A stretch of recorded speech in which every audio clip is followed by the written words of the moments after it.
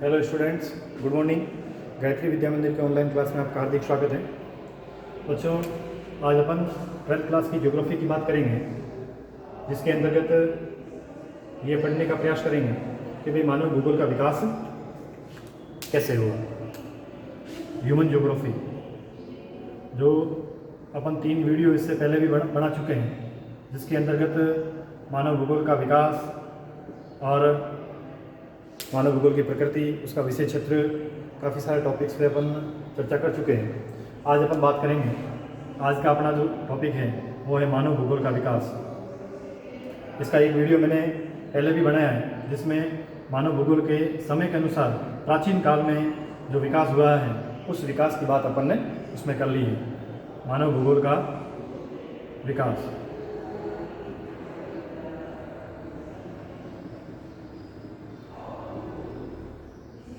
देखो बच्चों, मानव भूगोल के विकास की शुरुआत अपन ने पहले वाले वीडियो में की थी, जिसमें मैंने मानव भूगोल के अंतर्गत विकास के 3 कालक्रम बताए थे कि भाई 3 खंडों में मानव भूगोल के विकास को पढ़ा जाता है। पहला प्राचीन काल, दूसरा मध्यकाल और तीसरा आधुनिक काल। अब प्राचीन काल की बात अपन ने कर ली थी। प्राचीन काल में चारों ओर प्राकृतिक वातावरण था, प्रकृति की पूजा की जाती थी। ये प्रकृति की पूजा कहाँ कहाँ होती थी, उन देशों के बारे में बात की थी जिसमें भारत है, भारत का पड़ोसी चीन है और मिस्र है, रोम है, यूनान है।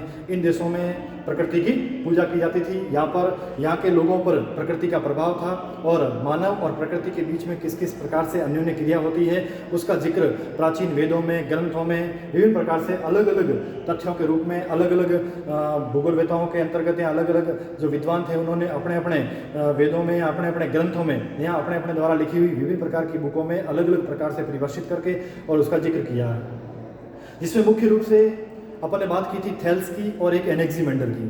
थेल्स और एनेक्सीमेंडर दोनों के दोनों गणितज्ञ थे, है ना, और ये यूनानी थे। एनेक्सीमेंडर जो अपन जिक्र करते हैं अपने भौतिक भूगोल के अंतर्गत या 11th क्लास में, तो ये एनेक्सीमेंडर जिन्होंने मानचित्र का सबसे पहले निर्माण किया था वो एनेक्सीमेंडर है। इन्होंने भी प्राकृतिक वातावरण और वनस्पति का मानव से संबंध बताया कि भाई प्राकृतिक वातावरण और मानव जो है वो आपस में संबंधित हैं, एक दूसरे पर इनका प्रभाव पड़ता है। दूसरी अपन ने बात की थी अरस्तु की। अरस्तु बताते हैं कि अलग अलग प्रकृति या अलग अलग प्रकृति के स्वरूप में निवास करने वाले लोगों का स्वरूप या उनका रहन सहन का तरीका, उनके हाव भाव, उनका शारीरिक स्वरूप, ये सभी प्रकार की चीज़ें अलग अलग होती हैं। अरस्तु बताते हैं कि संपूर्ण पृथ्वी पर अपन देखें तो कहीं पर ठंडे प्रदेश हैं, कहीं पर गर्म प्रदेश हैं, कहीं पर शीतोष्ण प्रकार की जलवायु पाई जाती है कि जलवायु की दृष्टि से पूरा विश्व या पूरा पृथ्वी एक जैसा नहीं है। तो जिस प्रकार से जलवायु की दृष्टि से या इस प्राकृतिक स्वरूप की दृष्टि से पूरा पृथ्वी एक जैसा नहीं है, ठीक उसी प्रकार यहाँ पर निवास करने वाले मानव का स्वरूप भी एक जैसा नहीं है। ये कौन बताते हैं?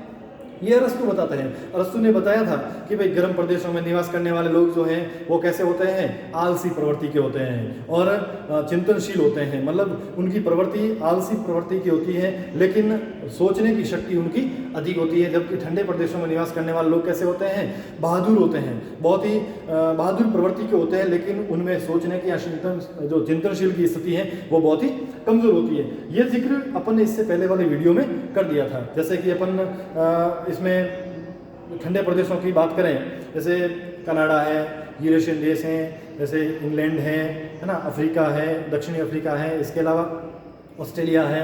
अपन जैसे यूरोपीय कंट्रीज़ के जो बहुत ही उत्तरी ध्रुव के आसपास वाले क्षेत्र हैं वहाँ की बात करें, आप लोगों ने डिस्कवरी चैनल देखा होगा, नेशनल ज्योग्राफी है, डिस्कवरी चैनल है, जिसमें खोज करने वाले लोग सब उस साइड के ही हैं और बहुत ही बहादुर प्रवृत्ति के लोग होते हैं। वो ऐसे ऐसे दुर्गम स्थानों पर जाने से हिचकिचाते नहीं हैं ना। और अपने गर्म प्रदेशों की बात करें या अपने मध्य कटिबंधीय क्षेत्रों की बात करें, तो अपन अपने देश की भी बात करें तो यहाँ पर अपन जो है वो गर्म प्रदेशों के अंतर्गत आते हैं। तो यहाँ पर निवास करने वाले लोग आलसी प्रवृत्ति के होते हैं। आलसी प्रवृत्ति का मतलब अपन दिन में 2-3 बार मतलब सोने की प्रवृत्ति अपने यहाँ पर बहुत अधिक होती है ना। दिन में भी सोना, रात को भी सोना, है ना, और खाया और सो गए, ये स्थितियाँ अपने यहाँ अधिक होती हैं, ठंडे प्रदेशों में ऐसी नहीं होती। तो ये जिक्र अपन ने प्राचीन काल के अंतर्गत कर लिया था कि प्राचीन काल में इसके अलावा अपन ने हेरोडोटस की भी बात की थी, स्ट्रेबो की भी बात की थी। ये मुख्य ऐसे विद्वान थे जिन्होंने मानव भूगोल के प्राचीन काल के अंतर्गत मानव और प्रकृति के बीच में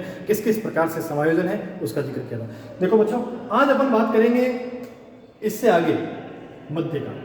दूसरा अपना टॉपिक है मध्यकाल, कि भाई मध्यकाल में मानव भूगोल का विकास कैसे हुआ। अब मध्यकाल में विशेष रूप से अपन देखें तो ऐसा कोई बहुत ही विस्तारित इसका कोई वर्णन देखने को नहीं मिलता है, लेकिन मध्यकाल में एक विकास हो चुका था जो मुख्य रूप से बहुत ही महत्वपूर्ण विकास माना जाता है, नौ संचालन। नौ संचालन का मतलब आप समझते हैं, नौ संचालन, नौ संचालन का विकास हो चुका था, मतलब नाव, जिसको अपन जल परिवहन कह सकते हैं, नावों के माध्यम से, जहाज़ों के माध्यम से, जहाज़ों का नावों का निर्माण हो चुका था, जिनके माध्यम से लोग एक स्थान से दूसरे स्थान पे जो है वो गमन करना शुरू कर दिया था। नौ संचालन के होने की वजह से लोगों ने विभिन्न प्रकार से एक स्थान से दूसरे स्थान के बारे में जो मिथ्या बातें थी, जो रहस्य थे, वो रहस्य खोलने शुरू कर दिए थे, मतलब खोजें होनी शुरू हो गई थी। इससे क्या हुआ, अन्वेषण हुए। इससे क्या हुआ, अन्वेषण हुए, खोजें हुई। क्या हुई, खोजें हुई, व्यापार हुआ। कब हुआ, मध्यकाल में, मतलब लोग एक स्थान से दूसरे स्थान पे गमन किया। इन्होंने नौ संचालन के माध्यम से, मान लीजिए यूरोपीय कंट्रीज के लोग अपने भारत में आए, भारत में आए तो उन्होंने देखा कि भारत में अभ्रक पाया जाता है, तो उन्होंने यहाँ से अभ्रक को बटोरने का कार्य किया। वो अमेरिका में गए, नई दुनिया की खोज की, वगैरह वगैरह सब चीज़ें जो भी हुई वो इसी कालक्रम में मानी जाती है। अमेरिको वेस्पुस की जो कि अमेरिका के तट पर पहुंच गए थे और निकले किसके लिए थे, अपने भारत की खोज के लिए निकले थे। फिर उसके बाद में कोलंबस निकले, फिर उसके बाद में वास्को डी गामा निकले। ये जिक्र आपने हिस्ट्री में भी पढ़ा होगा। तो ये चीज़ें मध्यकाल में हुई। उस समय मानव भूगोल का विकास धीरे धीरे और क्या हुआ, प्राचीन काल से थोड़ा प्रगति की ओर आगे बढ़ा।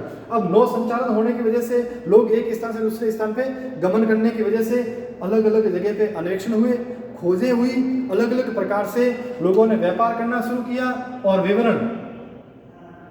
विवरण मिलने शुरू हुए। विवरण का मतलब क्या, लोगों ने एक स्थान से दूसरे स्थान के बारे में लिखना शुरू कर दिया कि भाई कौन से स्थान पर क्या क्या चीज़ें पाई जाती हैं। उसकी वजह से उन स्थानों के इम्पोर्टेंस जो है, उसका जो महत्व है वो बढ़ना शुरू हो गया। ये कब हुआ, मध्यकाल में हुआ। अब मध्यकाल में क्या हुआ, नौ संचालन का विकास हुआ। नौ संचालन के विकास के साथ साथ लोगों ने एक स्थान से दूसरे स्थान पर जाना शुरू कर दिया और दूसरे स्थान पर जाने से उन लोगों को दूसरे स्थान पर पाए जाने वाले संपूर्ण प्रकार के तथ्यों के बारे में, वहाँ के खनिजों के बारे में, वहाँ के विभिन्न प्रकार के प्राकृतिक वातावरण के बारे में क्या हुआ, रहस्य खुलने शुरू हो गए। और उन्हीं रहस्य के खुलने से मानव भूगोल का विकास और भी आगे बढ़ा, जिसके अंतर्गत अपन ने बात की कि भाई अन्वेषण हुए, खोजें हुई, व्यापार हुआ, विवरण हुए।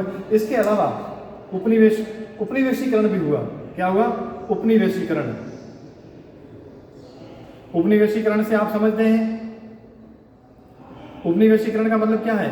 उपनिवेशीकरण का मतलब है कि एक स्थान से दूसरे स्थान पे जाकर के लोगों ने अपना आधिपत्य जमाना शुरू कर दिया। इन्होंने देखा कि भाई भारत में जो है वो विभिन्न प्रकार के इस प्रकार के संसाधन मिलते हैं जो अन्य स्थानों पे नहीं मिलते हैं। तो इन लोगों ने यहाँ पर आकर के और उनके ऊपर कब्जा करना शुरू किया। अपने जो भी उस समय तो कह सकते हैं कि विकसित राष्ट्र थे या एक स्थान से दूसरे स्थान पे नौ संचालन के अंतर्गत एक्टिव स्थान थे, उन्होंने अलग अलग स्थानों पर अपना आधिपत्य जमाना शुरू किया। अपने वहाँ पर विभिन्न प्रकार से एजेंट अपन कह सकते हैं ऐसे स्थापित करने शुरू कर दिए, जिसके माध्यम से या उनके मार्फत उनको वहाँ से सस्ता संसाधन और सस्ते खनिज, विभिन्न प्रकार का सस्ता मटेरियल उपलब्ध होना शुरू हो गया।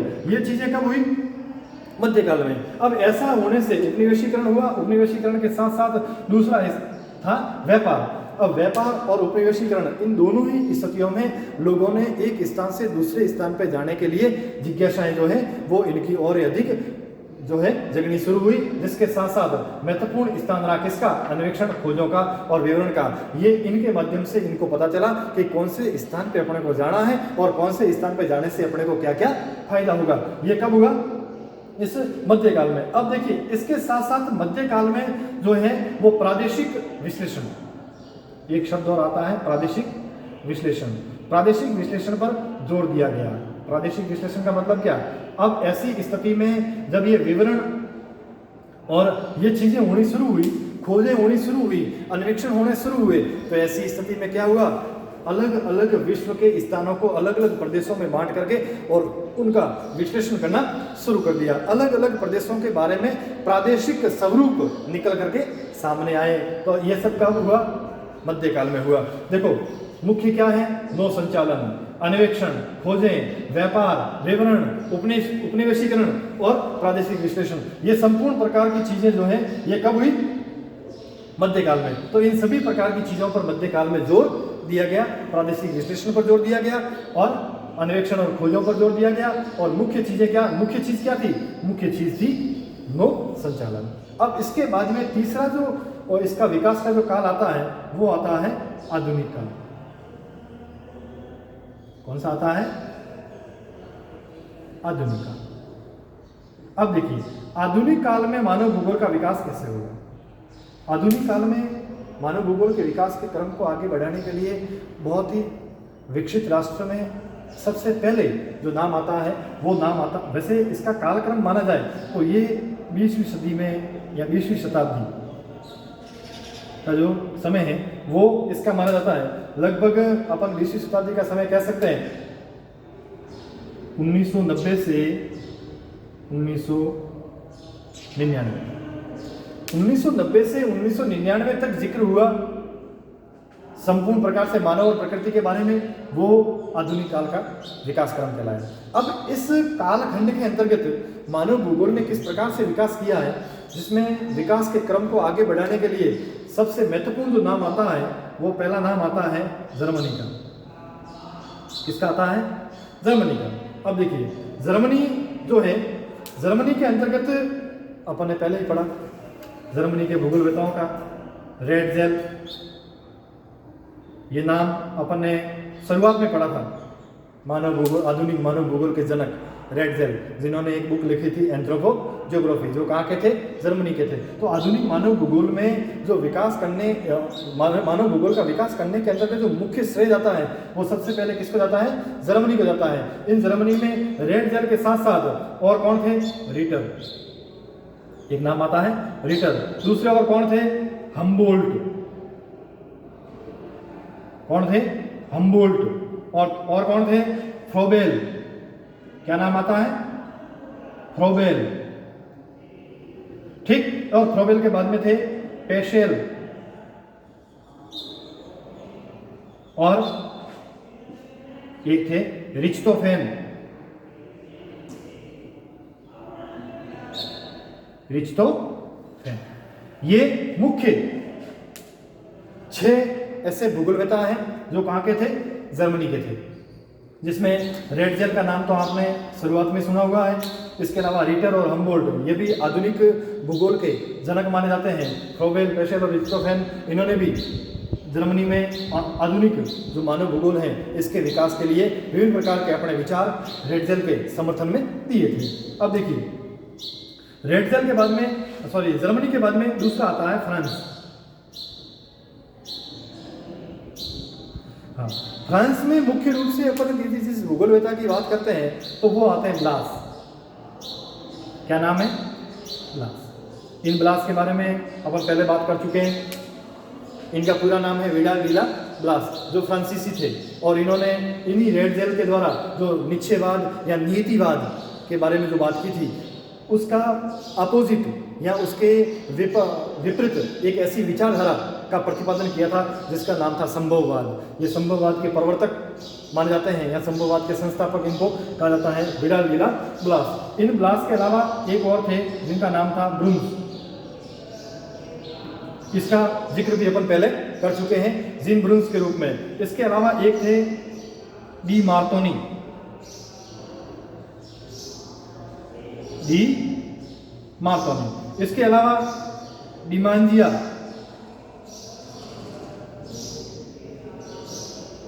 क्या नाम है, डिमांजिया। डिमांजिया के अलावा एक और थे जिनका नाम था फ्रेबे। क्या नाम था, फ्रेबे। ये 5 ऐसे भूगोलवेता हैं जिनका जिक्र जो है वो फ्रांसीसी स्कूल के अंतर्गत कहा जाता है और ये फ्रांस के भूगोलवेता थे और ये संभववाद के प्रवर्तक थे। इसके अलावा तीसरा है वो है अमेरिकी। कौन है? अमेरिका के भूगोलवेता, जिसमें मुख्य नाम आता है एलन सैंपल का। किसका आता है? एलन सैंपल, जिसका जिक्र अपन पहले कर चुके हैं। एलन सैंपल जो रेडजेल की शिष्या थी। इसके अलावा दूसरा आता है हटिंगटन।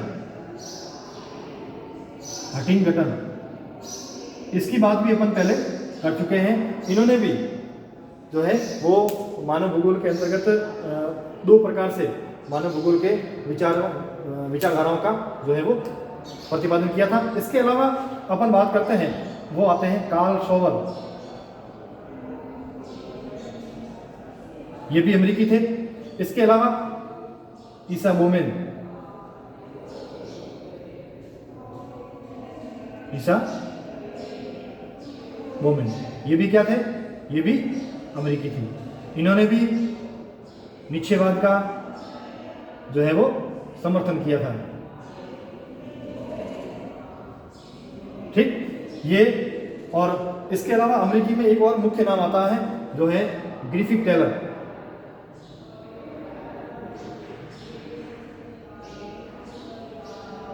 ग्रिफिथ टेलर, इन ग्रिफिथ टेलर ने एक विचारधारा का प्रतिपादन किया था जो थी नवनिश्चयवाद। इन्होंने संभववाद और निश्चयवाद इन दोनों ही विचारधाराओं को खंडित करके और इन्होंने एक नई विचारधारा दी थी, जिसका अपन अभी आगे डिटेल जो है वो डिस्कस करेंगे। इसके बाद में एक मुख्य और आते हैं जिनका नाम जो है ब्रिटेन। अमेरिका के बाद में ब्रिटेन। ब्रिटेन के अंतर्गत मुख्य नाम आता है हर्बर्टसन का। कौन आते हैं? हर्बर्ट सन और मैकिन्डल। ठीक, इसके अलावा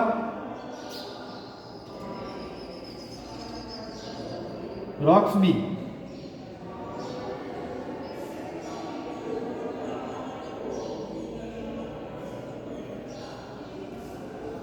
और फ्लूअर।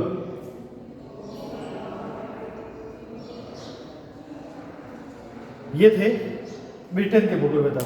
इन्होंने भी आधुनिक काल में मानव भूगोल के विकास के लिए विभिन्न प्रकार से अलग अलग विचार दिए और इस आधुनिक मानव भूगोल को आगे बढ़ाने का प्रयास किया। अब देखिए अपन अब इसको थोड़ा सा विस्तार से पढ़ लेते हैं। अब ये है, सबसे पहले जर्मनी की बात करें तो रेडजेल महोदय। रेडजेल महोदय आधुनिक मानव भूगोल के जनक। एंथ्रोपोजियोग्राफी इन्होंने एक बुक लिखी थी और उसके अंतर्गत इन्होंने ये बताने का प्रयास किया था कि भाई मानव भूगोल जो है, जिसके अंतर्गत मानव और प्रकृति का जो अपन वर्णन कर रहे हैं या इसका जो अध्ययन कर रहे हैं, जिसमें प्रकृति जो है वो सर्वेसर्वा है। मानव को इन्होंने सिर्फ प्रकृति का दास माना है कि जैसा प्रकृति करती है मानव उसको फॉलो करता है। मानव प्रकृति के अगेंस्ट जाकर के कुछ भी नहीं करता। ये आधुनिक काल में इन्होंने एक विचारधारा का प्रतिपादन किया था जिसका नाम था निश्चयवाद। क्या नाम था? निश्चयवाद। इस निश्चयवाद को पर्यावरणवाद भी कहते हैं। इसका बात जो है अपन पहले भी कर चुके हैं और इसको नियतिवाद भी कहते हैं, डिटरमिनिज्म जिसको इंग्लिश में कहते हैं डिटरमिनिज्म। निश्चयवाद, नियतिवाद, पर्यावरणवाद, डिटरमिनिज्म, ये सभी के सभी एक ही शब्द है, एक ही इनका अर्थ निकलता है। इसका मतलब है निश्चयवाद का मतलब है, निश्चयवाद का क्या मतलब है? निश्चयवाद के अंतर्गत एक्टिव एजेंट जो है, एक्टिव एजेंट जो है वो कौन है? ह्यूमन है, सॉरी नेचर है।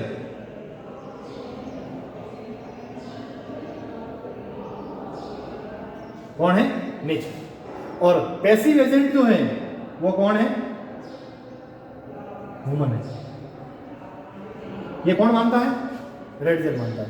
रेडजेल मानते हैं कि प्रकृति जो कर रही है वो सब कुछ है, मतलब मानव के लिए, इस पृथ्वी पर मानव प्रकृति के लिए कुछ भी नहीं है, जो कुछ भी है वो प्रकृति मानव के लिए है, मानव प्रकृति का दास है। ये कौन मानते हैं? रेटजेल महोदय मानते हैं, और इन्होंने ही अपनी विचारधारा का प्रतिपादन किया था जिसका नाम था निश्चयवाद। आगे चल करके अमेरिकी भूगोलवेत्ता सैंपल है और ईसा बोमे ने, इन्होंने भी इसका बहुत ही मतलब प्रबलता के साथ जो है वो समर्थन किया था कि भाई रेटजेल जो कह रहे हैं वो बात सही है, प्रकृति से बढ़कर के मानव कुछ भी नहीं करता। आज मान लीजिए इन्होंने ये कहा था कि भाई जैसे तूफान आता है, किसी स्थान पर तूफान आता है जहाँ पे मानव निवास कर रहा है, तो तूफान के आने के बाद में मानव क्या करेगा? एक स्थान से दूसरे स्थान डालेंगे, मान लीजिए वो वहाँ पे सेफ नहीं है तो वहाँ से क्या करेगा? प्लान करेगा। तो प्लान करेगा, इसका मतलब ये कहते हैं कि वो प्लान कौन करवा रहा है? प्रकृति करवा रही है उसको। उसने, प्रकृति ने उसको आदेश दिया कि भाई तू अब यहाँ से चल, निकल, अब तू यहाँ पे नहीं रह सकता क्योंकि यहाँ पर प्रकृति हावी है। तो ऐसी स्थिति में इन्होंने कहा कि प्रकृति जो है वो मानव पर हावी है, मानव प्रकृति के अगेंस्ट कुछ भी नहीं कर सकता। दूसरी बात करते हैं अपन फ्रांस की। फ्रांस में अपन ने ब्लास की बात की, विडाल डी ला ब्लास, जिसका पूरा नाम है विडाल डी ला ब्लास। इन्होंने इनके अगेंस्ट एक विचारधारा दी जिसका नाम था संभववाद। इसका नाम था संभववाद, जिसको इंग्लिश में कहते हैं पॉसिबिलिज्म, संभववाद। अब इसमें इसका उल्टा था, मतलब एक्टिव एजेंट मानव और पैसिव एजेंट नेचर, प्रकृति। अब इन्होंने कहा कि मानव ही सक्रिय उपभोक्ता है, मानव जो चाहे वो कर सकता है। इन्होंने कहा कि प्रकृति मानव के लिए सिर्फ संभावनाएं व्यक्त करती है, इससे बढ़कर के कुछ भी नहीं है। ये किसने कहा? ब्लास ने कहा। इन्होंने मानव भूगोल में एक नई विचारधारा का प्रतिपादन किया जो आगे चल करके संभववाद कहलाई, और संभववाद के प्रवर्तक कौन थे? ब्लास। ये छोटे सवाल पूछे जा सकते हैं। नियतिवाद किसने दिया? रेटजेल ने, जिनका पूरा नाम था फ्रेडरिक रेटजेल। संभववाद किसने दिया? ब्लास ने। अब ब्लास कहते हैं कि भाई जो कुछ भी है पृथ्वी पर मानव है, प्रकृति कुछ भी नहीं है। प्रकृति, मानव जिस प्रकार से प्रकृति को मोड़ना चाहे, जिस प्रकार से प्रकृति को झुकाना चाहे, मानव झुका सकता है। इन्होंने कहा कि बहुत ही अत्यधिक गर्मी की बात करें कि गर्मी बढ़ी, प्रकृति ने क्या बढ़ाई? गर्मी बढ़ाई। मानव ने क्या किया? पंखा बनाया। और गर्मी बढ़ी, मानव ने क्या किया? कूलर बनाया। और अधिक गर्मी बढ़ी, मानव ने क्या किया? एयर कंडीशनर बना दिया, एसी बना दिया। अब ये किसने विकास किया? मानव ने किया। तो मानव प्रकृति के आगे नतमस्तक नहीं है, प्रकृति को मानव ने अपने आगे नतमस्तक कर दिया है। आज मानव जो चाहे वो संभव है, इसीलिए ये विचारधारा आगे जाके क्या कहलाई? संभववाद की विचारधारा कहलाई। तो संभववाद की विचारधारा किसने दी? ब्लास ने दी। किसने दी? ब्लास ने दी। और ब्लास जो है वो फ्रांसीसी थे। ठीक बात। अब इसके बाद में अपन बात करते हैं अमेरिकन भूगोलवेत्ता। अमेरिकन भूगोलवेत्ताओं में एलन सैंपल ने तो हालांकि रेटजेल का समर्थन किया था, है ना। और इसके अलावा एक मुख्य इसमें जो भूगोलवेत्ता है जिनका नाम है ग्रिफिथ टेलर, ये अमेरिकी थे। इन्होंने इन दोनों ही विचारधाराओं का खंडन किया। इन्होंने कहा कि ना तो मानव प्रकृति पर हावी है और ना ही प्रकृति मानव पर हावी है। यहाँ पर तो दोनों के बीच में समायोजन, यहाँ दोनों के बीच में तालमेल बिठाना बहुत जरूरी है। इन दोनों के बीच में तालमेल नहीं बैठा तो प्रकृति लंबे समय तक मानव का साथ नहीं देगी, साथ छोड़ देगी। ये किसने कहा? ग्रिफिथ टेलर ने कहा। और इन्होंने भी एक अपनी नई विचारधारा का जो है प्रतिपादन किया, और वो विचारधारा आगे जाके क्या कहलाई? नवनिश्चयवाद। क्या कहलाई? नवनिश्चयवाद, जिसको न्यू डिटर्मिनिज्म कहा, नवनिश्चयवाद। अब ये नवनिश्चयवाद जो विचारधारा है वो किसने दी? ग्रिफिथ टेलर ने दी। और ग्रिफिथ टेलर ने एक बहुत ही बढ़िया और शानदार यहाँ पर एक उदाहरण देकर के बताया कि आप कह रहे हो, एक कह रहा है कि प्रकृति सब कुछ है, एक कह रहा है मानव सब कुछ है। इन्होंने कहा यहाँ पर दोनों के दोनों बराबर हैं, कोई एक दूसरे के ऊपर हावी नहीं है। यहाँ पर दोनों को तालमेल बिठा करके चलना पड़ेगा। और इन्होंने ही इसी नवनिश्चयवाद को इन्होंने दूसरा नाम भी दिया था जिसका नाम था रुको व जाओ निश्चयवाद। क्या नाम दिया था? रुको व जाओ निश्चयवाद। किसने दिया था? ग्रिफिथ टेलर ने। इन्होंने एक उदाहरण दिया था किसका?